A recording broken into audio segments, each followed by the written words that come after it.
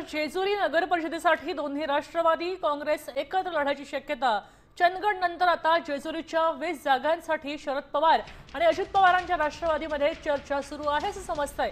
गेल्या निवडणुकीमध्ये वर्चस्व गाजवलेले संजय जगताप आता भाजपवासी झालेत।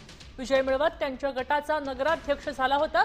त्यानंतर अनेक राजकीय गणितं बदलली, त्यामुळे जेजुरी नगर परिषदेकडे सगळ्यांचं लक्ष लागलेलं आहे। आता माजी विरोधी विजय शिवतारे यांनी सुद्धा अजित पवारांना एकत्र लढायचा प्रस्ताव दिलेला आहे। तेव्हा बदललेल्या राजकीय गणितामुळेच दोन्ही राष्ट्रवादींची युती निश्चित मानली जाते।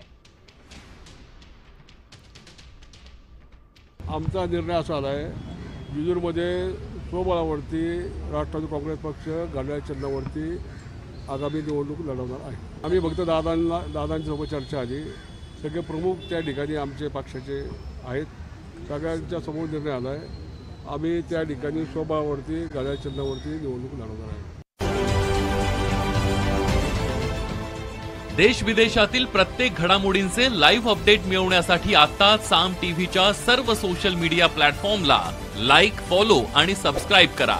तसंच सर्व नोटिफिकेशनसाठी बेल आयकॉन प्रेस करायला विसरू नका।